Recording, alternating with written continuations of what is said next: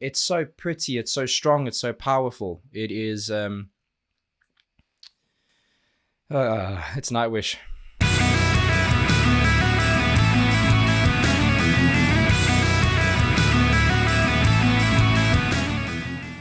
Welcome back, and thank you for joining me for another reaction video. If you are new here, please don't forget to subscribe and turn on those notifications. That helps me out a ton, and hopefully it makes sure you don't miss these when they go live. Now, we finally made it, guys.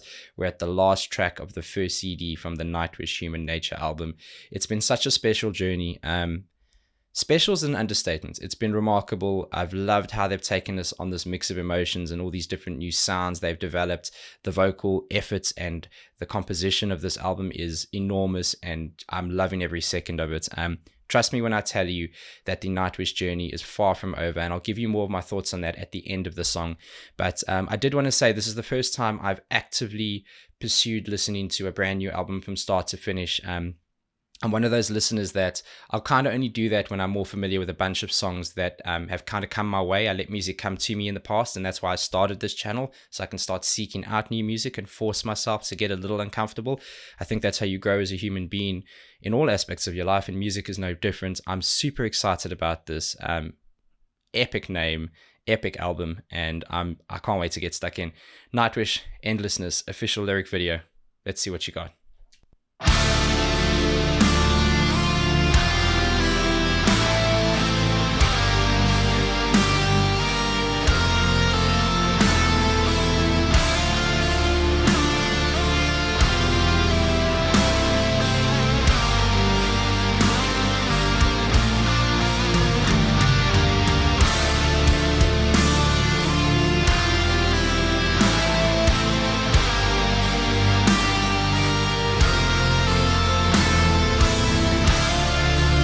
Okay, so epic start to the song. I love when you hear songs like this that sit at the end or the start of an album. Impact is everything, and it's slowly building that impact. I love the guitar riff. It's something you hear, the style of it is something you hear in power metal when they go into like more ballady pieces of songs.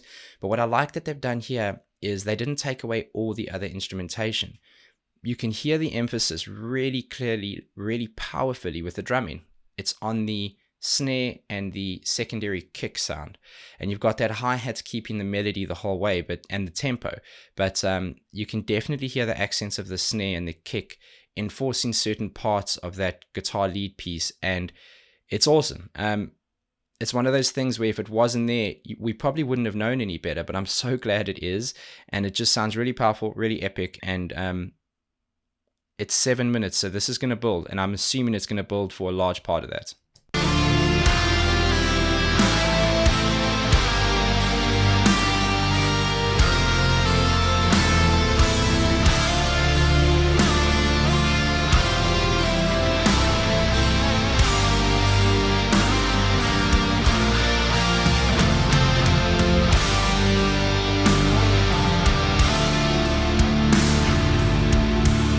One other thing I do want to mention, and I'll go back to leading and make sure we don't miss anything, is I know they've just got Emprey playing guitar, right?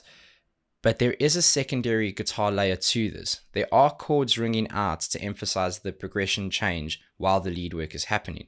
So it is something you can actually kind of leave out when you do a live performance, because I think the epic nature of everything combined and how it builds up, you wouldn't really notice it, and you may get keys filling that in, but it would be interesting to see how they do that. It also could be a track that they play, and there's nothing wrong with that, because essentially it's just aiding that live performance. It's cool, man. It's epic.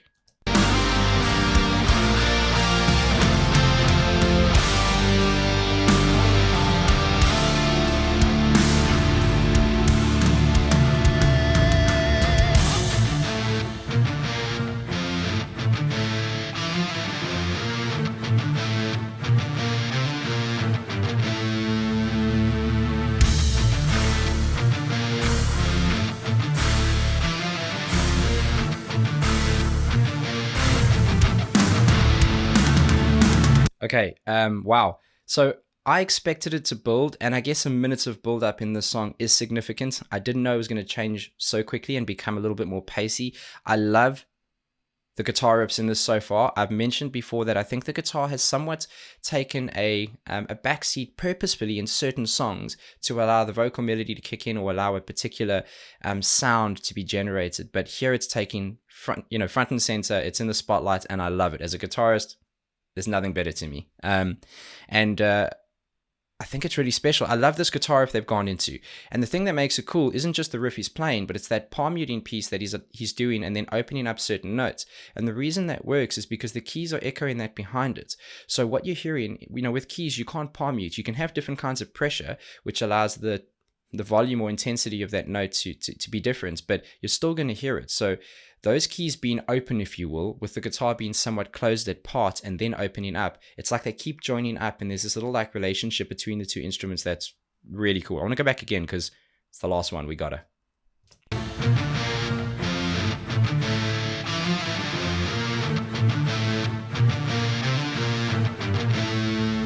Guitar's panned left, I think.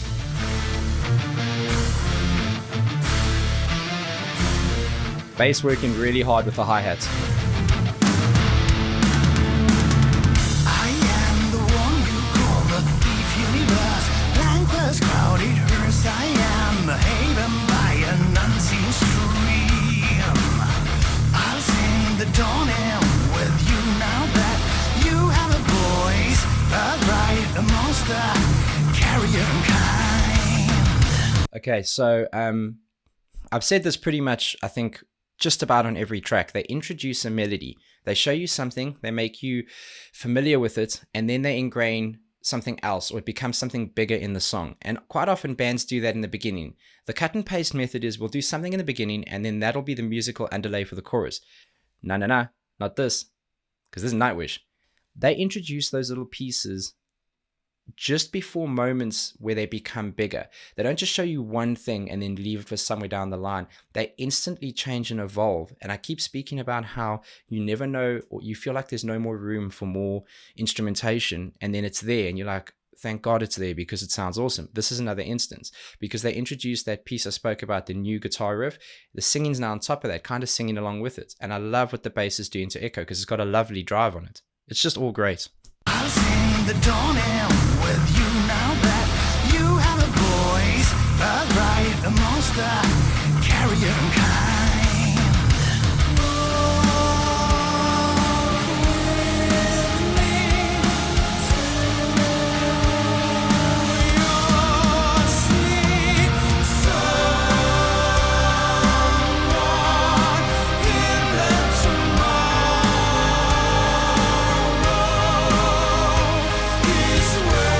Okay, wait. No. Yeah, please wait. Okay, I'm excited because they just did it again, but they did it really, really well. So you get certain things in certain parts of songs called pre-choruses, and quite often they are essentially you get pre-choruses, you get post-choruses, you get bridge, and they're little bits of the song that connects up the main pieces, if you will, between the verse, the chorus, and maybe an outro, maybe an intro. And there was a short pre-chorus there where Marco was singing. And by the way, Marco is just killing this. I love the tone on his voice. I love that he's kind of the primary singer here. We've seen Troy do it. We've seen Floor do it. We've seen them all do it together. And I have no doubt they will continue to keep doing that here. But they introduced the idea of that long, dragged out vocal phrasing as the pre-chorus.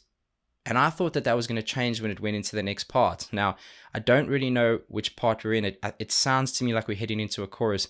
I've been proven wrong by Thomas so often because, he has a structure, but he doesn't. And it's all up here in that genius mind of his. So I can't wait to see what he does with this one. But there's definitely something special going on there by building up the phrasing and then linking it into what I think is the chorus.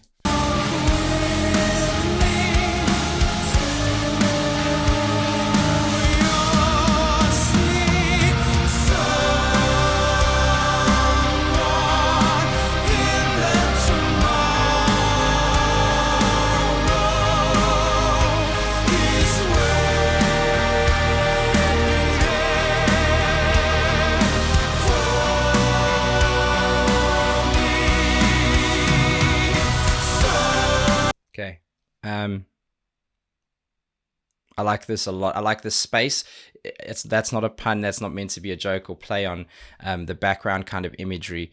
There's a lot of space in this song. It feels like things are considered and placed very, very meticulously in areas where they become really easy to hear. You don't have to listen too hard. It's not overproduced and cramped through processors and compressors and just making it, inaudible.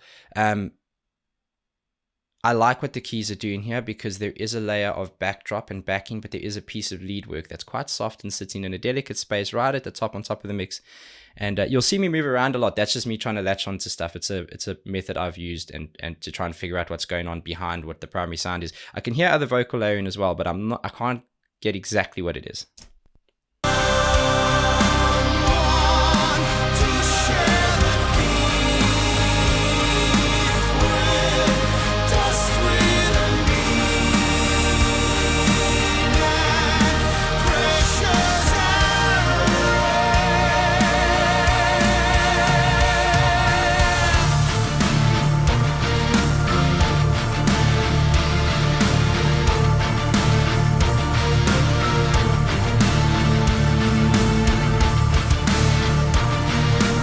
Something small like that by Kai, just a small extra kick in that place to give it some variety, some spice. Important, simple, and very effective.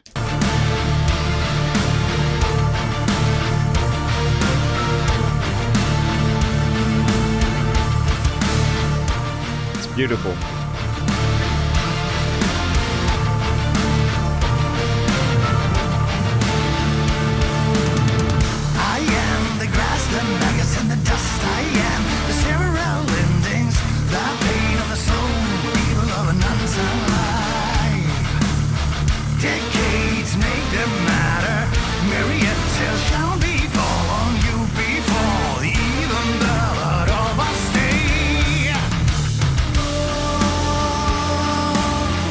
This is the pre-chorus bit.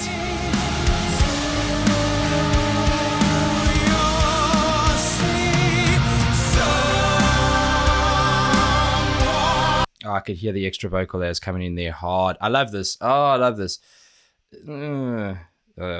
Thomas, my guy.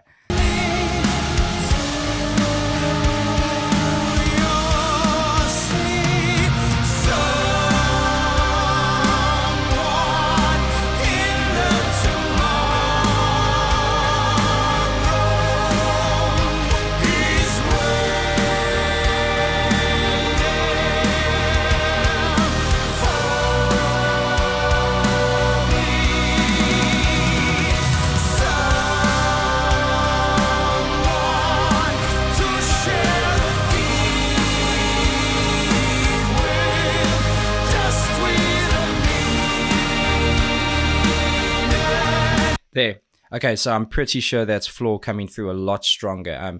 I have no doubt she's been there all the time, doing some much higher pitched work so that it sits as an actual technical harmony versus an amplification. But on the word there, I think the word was meaning. You can definitely hear something being pushed a little forward in the mix. It sounds more, there's a lot more power in the mids. I like it.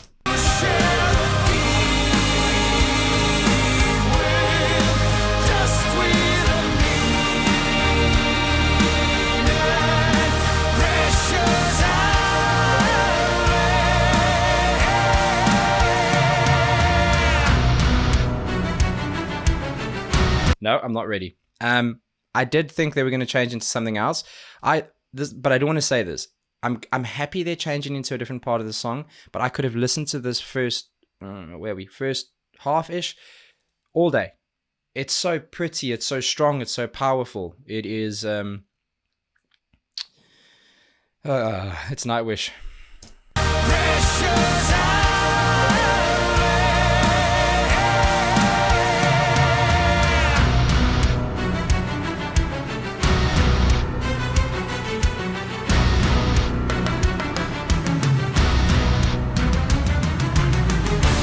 Right, so before we get into this nice little bit, it sounds like they're evolving. It sounds like the guitars are becoming a primary. I'm going to leave it where it is because it is going to track forward. Heard some hand percussion there, and on one of the previous tracks, and I think it was, it may have been part of Tribal as well, but I think another one of the tracks before that, when I'd finished reacting to them, there were a lot of comments and people telling me that actually Kai's going to have two potential like two different setups or one big setup, where he's going to have kind of more of a hand percussive, rig versus just a standard drum kit. Be interesting to see that live, because I think it creates a lot of visual. It's a big visual offering to be able to move people around the stage, and even with the vocal effort, to see people take different lead points and allow Floor to drift off and come back on the stage again. Music is such an auditory experience, but when you go to a show, it's only one part of the puzzle, and I can't wait to see the rest of this take place.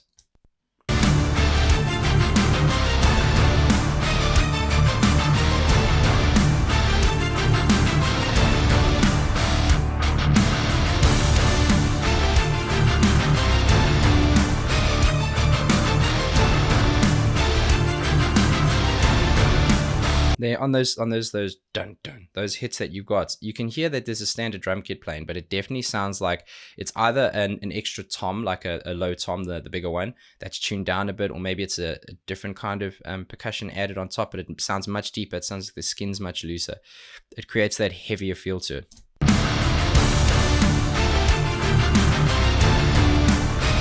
The bass is helping with that too.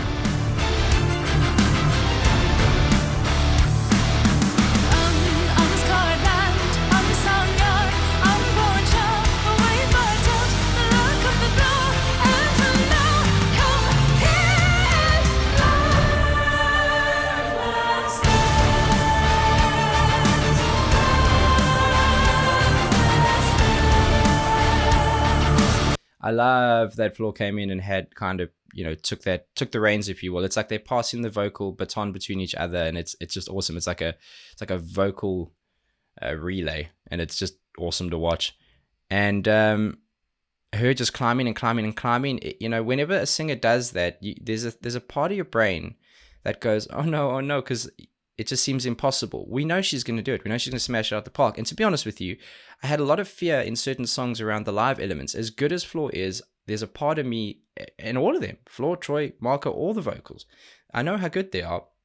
There's a part of me that thought, that's going to be tough, man. That's not going to be easy. And I think it will be, but that's what music's supposed to do. It's supposed to challenge the listener, but it's supposed to challenge the musician, the artist as well. And I think that that's going to be special to see live. I have no doubt they're going to nail it. And after seeing How's the Heart live, which in my opinion is an incredibly difficult song to sing, particularly at the end, and seeing how easily and flawless it was for them to sit and do with an acoustic guitar, I got no doubts anymore.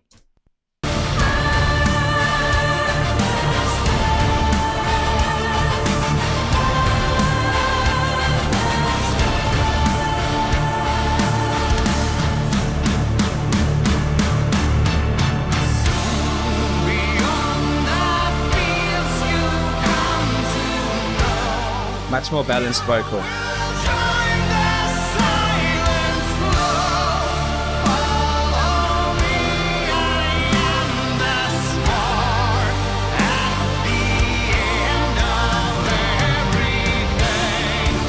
I am a big fan of what Kai's doing here, because he's been so pulled back, stripped back, and it's quite difficult to do. It's quite easy to over accent certain parts of those drumming pieces because of how slowly he's playing, but killing it.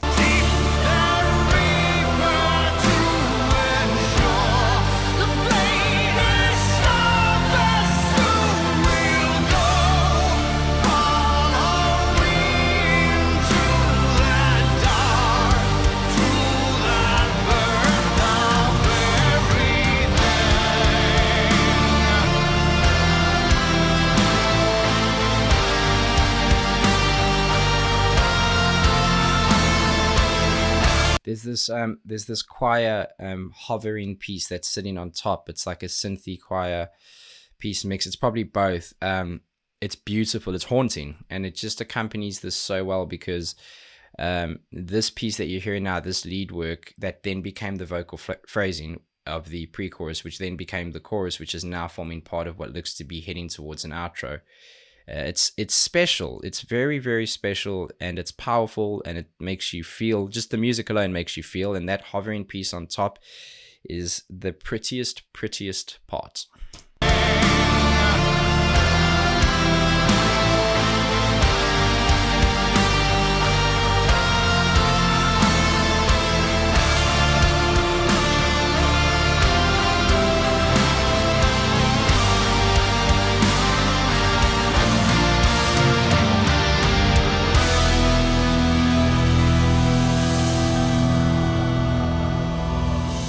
Am I seeing faces?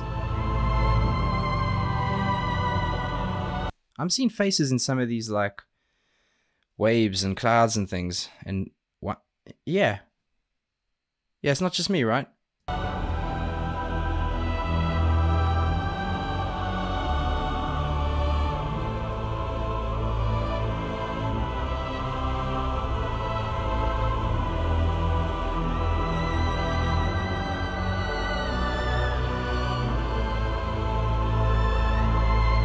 Oh, wow.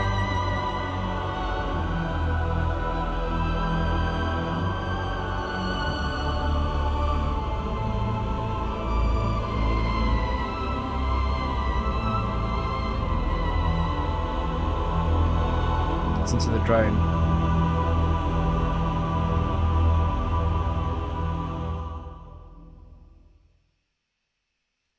That's perfect. That is that's beyond perfect. That is how you end an album. An epic, epic album. I don't think I could have hoped for a better conclusion to something so beautiful, so at times heavy and intense and scary, at other times very emotional. I think that I don't want to underplay this because I want to be very specific, and I want it to be I want to show a lot of appreciation for a certain thing. We talk a lot about Thomas's composition, his songwriting, his ability to communicate an equally powerful musical emotion, but also a message, right? And I think there's a balance between the two that not many get right as often as he does, and he seems to get it wrong never. The way that the songs are placed on this album could not have been more perfect. And it's something that I've kept in the back of my mind as a genuine consideration as I've listened through. It's the one thing I haven't been able to do with the other songs, with many other bands as well, is comment on the placement of those songs within the album. And it's made me smile. It's made me feel really like warm and happy and complete that it's happened this way, because it just felt like they took you on such a journey, particularly with like songs like Tribal, and then going into this, there's just this like, it felt like a tail off, but in the best possible way. It was still full, it still had melody, it still had parts of pace and emphasis and energy, but it definitely wound down in a way that felt quite peaceful. No, you don't get to rev your car here. We're busy talking about Nightwish. What are you doing? Apologies. People don't know how to behave. I'm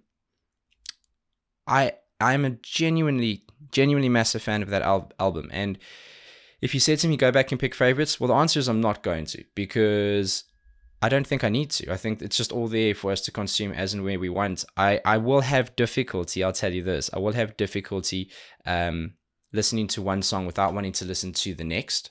So there were certain songs that stood out to me: How's the Heart, Tribal, Noise, Music. Actually, I'm just going to mention all of them, right? But if I wanted to listen to a particular song in a particular mood, it would be hard to not listen to the follow-on song because of how well they've linked together.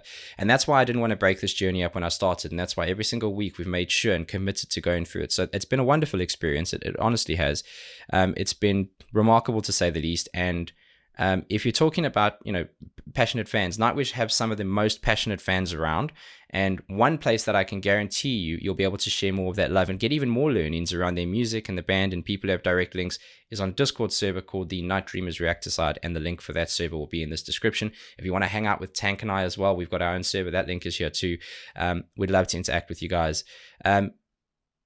Nightwish going forward, there is still so many songs that I have to look at and go through, and there's a couple surprises I've got coming up that you don't know about, and you shouldn't, but it has been a consideration. I'm going to keep working through their music. There's still so many pieces, iconic songs, and then there's also, I haven't explored Annette and I haven't explored Tarja in the way that I'd like to. So there's so much going on, and I'm going to go through it all. With regards to the second part of the album, I am considering whether I listen to that for myself or whether I listen to it as one long reaction, which is far less pausey, which I'm sure you'll like, and more just like commenting on some of the composition and the instrumental elements of that. So I'm going to give it a think, and I'm not sure where I am with it. It might be something I want to listen to after how beautiful this journey was. It might be something I want to listen to in my own time.